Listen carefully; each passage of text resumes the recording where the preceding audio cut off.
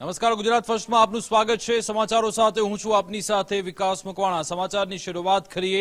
મોડી રાત્રે સૈફ અલી ખાન પર હુમલો થયો તો બાંદ્રામાં તેમના નિવાસસ્થાને હુમલો થયો તો। જો કે હુમલો કરનાર કોણ છે તે સવારથી આ સવાલ ચર્ચાઈ રહ્યો છે। જો કે હવે હુમલો કરનાર શખ્સ એક સીસીટીવી કેમેરામાં કેદ થયો છે। કેટલાક વિડીયો સામે આવ્યા।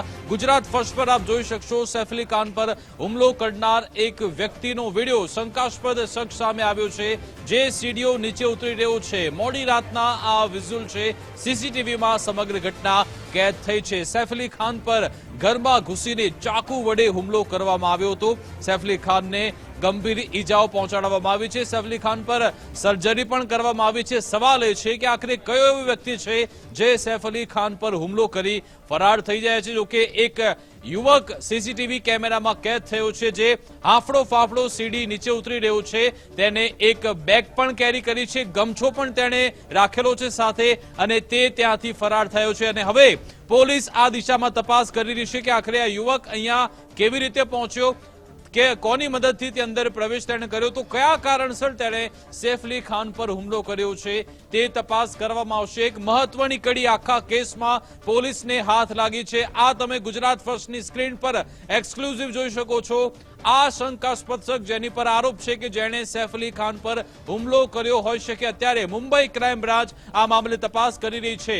રાત્રે 2:33 કલાકે આ શંકાસ્પદ શખ્સ સીડી નીચે ઉતરતો સીસીટીવી કેમેરામાં કેદ થયો છે। પહેલા ફક્ત તેનો એક ફોટો સામે આવ્યો હતો અને હવે સીસીટીવી પણ સામે આવ્યા છે। અને તમે જોઈ શકો છો જ્યારે તે નીચે ઉતરે છે ત્યારે તેને ખબર છે કે હું સીસીટીવી કેમેરામાં કેદ થઈ ગયો છું, એટલે કે ગમે ત્યારે પોલીસના હાથ તેના સુધી પહોંચે। અમારી સાથે ઉમંગ જોડાઈ ગયા છે। ઉમંગ, આખા કેસમાં સવારથી એ સવાલ છે કે આખરે સૈફ અલી ખાન પર હુમલો કરનાર વ્યક્તિ કોણ છે? હવે તેના સીસીટીવી સામે આવ્યા છે।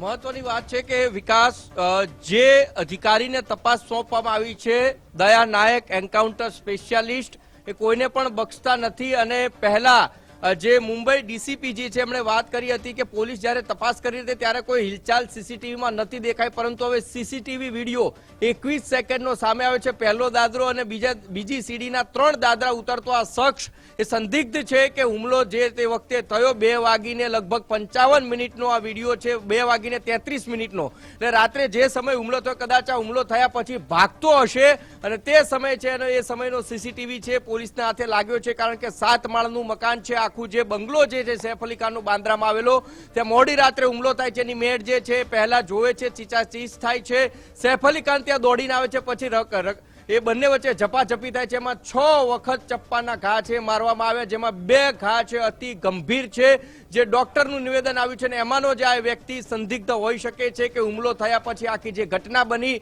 એ ઘટના પછી ત્યાંથી ભાગતો હતો। અને આપે જેમ કીધું વિકાસ કે એને ફાળ પડી ગઈ કે એના કારણ કે આપણે સીસીટીવીમાં જોઈએ તો સ્પષ્ટ દેખાય છે કે જ્યાં સીસીટીવી આવે એટલે તરત જ એની નજર સીસીટીવી ઉપર પહોંચે છે, પરંતુ એ દુવિધામાં તો ભાગવું કે સીસીટીવી તોડવા કે નુકસાન કરવું કશું જ વિચાર્યા વગર જે થઈ ગયું છે એ ગભરાટમાં તો અથવા તો કોઈ પણ શંકાના આધારે છે ત્યાંથી ભાગતો હતો। એ સીસીટીવી છે પોલીસના હાથે લાગ્યો છે અને આ મહત્વની કડી છે સૈફ અલી ખાન ઉપર જે હુમલો થયો એ ઇન્વેસ્ટિગેશનમાં ખૂબ જ મહત્વની કડી જે છે આ સીસીટીવી સાબિત થશે। વિકાસ, બિલકુલ આભાર ઉમંગ, તમામ જાણકારી આપવા બદલ। તો તમે સીસીટીવીમાં જોયું એક યુવક જોવા મળી રહ્યું છે જે સીડીઓ નીચે ઉતરે છે। શક એ જ છે, શંકા એ જ છે કે આ એ જ વ્યક્તિ છે જેણે સૈફ અલી ખાન પર હુમલો કર્યો હોઈ શકે। હવે આ વિડીયોના આધારે પોલીસ આ યુવકની શોધખોળ કરી રહી છે।